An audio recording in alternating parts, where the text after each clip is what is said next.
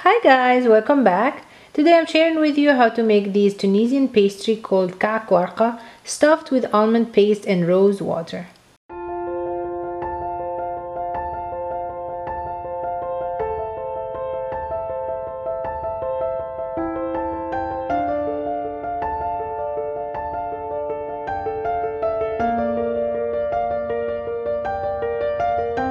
Before I start this video, I want to say a huge thank you to LAYLA'S Delicacies for sponsoring this video and for sharing with us their Kaak Warka recipe. I love their delicious handmade Mediterranean treats from Tunisia. They are in the US, by the way, and if you guys want to learn more about them, I will link all the information in the description box. First, we'll have to clarify the butter. For this recipe, I need 110 grams of clarified butter. So I weigh 160 grams of unsalted butter. Place it in a small, heavy bottom pan. Turn the heat to medium-low and let the butter melt slowly. This will take a couple minutes. You need to be patient as this is the key of a good Kâak Warka dough. Make sure you don't stir the butter as it melts, just let it be. Once the butter is completely melted, you will notice a foamy white layer has formed on top. Use a spoon to skim that foam from the surface of the butter, being careful to leave behind the golden butter fat. Skim as much of the foam as possible from the surface.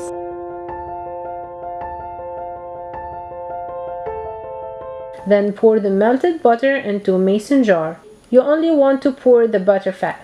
When you get to the bottom of the pan, you will notice more milk solids.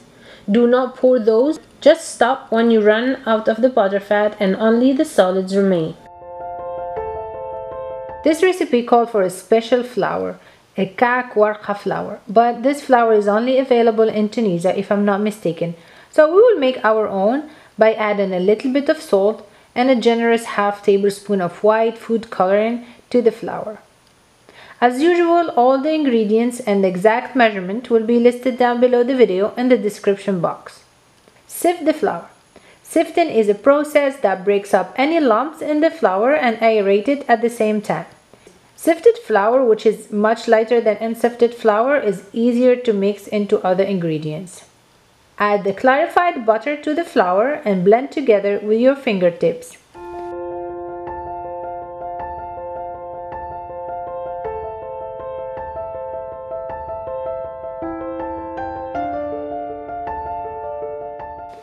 Once the flour had absorbed all the butter, you can add the hot water, or boiling water should I say. Add it gradually to the flour. Make sure you use gloves to help you support the heat. I did not measure the water as it depends on the flour. Some flour will absorb more water than others, but let me show you how the dough should look like.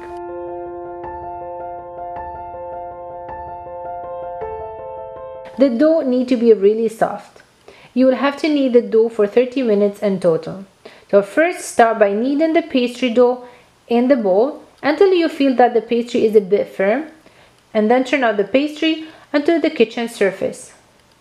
I recommend to use a cold surface to help cooling the butter while we are working on it. This process continues until the dough is elastic and smooth. It took me 30 minutes total. This pastry is not flavored with anything, but you can add some rose water if you like.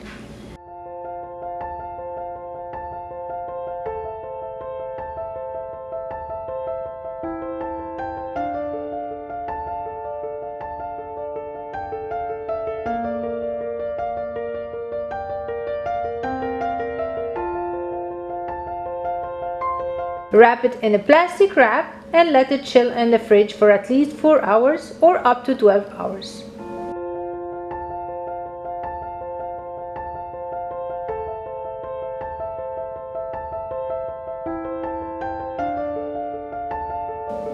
Start by making the almond stuffing or almond paste if you prefer.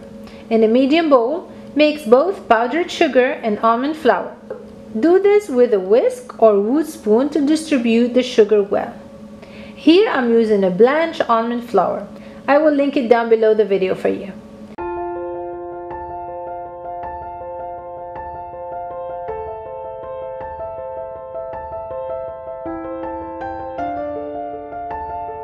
I added 2 tablespoons of rose water and mix it by hand until it turns to a dough.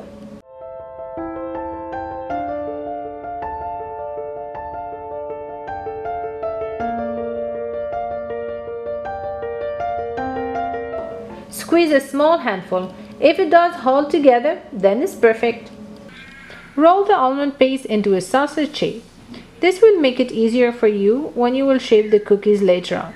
The almond paste needs to stay moist. If it dries out, it will not stick to the pastry dough and it will make it hard to shape the cookies, so make sure you cover it with plastic wrap. Time to preheat the oven to 350 degrees Fahrenheit, 180 degrees Celsius. While the oven is getting warm, we will start shaping the Kâak Warka cookies. My advice is to take the pastry dough out of the fridge 30 minutes before you start working on it, as it might get hard while it's sitting in the fridge. Also, work with only half of the dough and keep the other half in the fridge.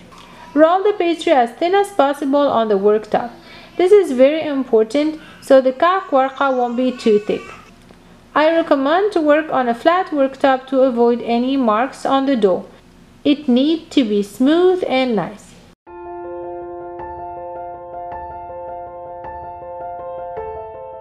Cut a strip of dough of approximately 8 cm. Place the almond paste and roll 1, 2, and 3 times. Roll it to make the sausage a bit longer and thinner. A tip: always use your palm, not your fingers, to avoid any marks on the kâak, as it will show up after baking. And then shape the Kâak Warka. To help you with this process, squeeze one side with your fingers. Then use your finger to make a hole in the other side, large enough to introduce the first side. Then press gently so the two sides are stuck to each other. As you can see at this point, I took off my gloves to smooth the pastry. I am using my finger to hold the Kâak Warka from the middle and then roll it to smooth it out. At this point, you need to be patient. A good Kâak Warka should be smooth and clean. A tip is to use some rose water to help smooth the dough. You can also use some clarified butter. It's even better if you use a butter, but I didn't have any left. If you want all the Kâak Warka to look the same, you can use these tiny cookie cutters that I got from a baking supply store, but it's really optional. Repeat until you finish all the dough. I made 22 pieces. Put the Kâak Warka on a baking tray lined with baking papers. Place the baking tray in the top shelf of the oven and leave it to bake for 30 minutes.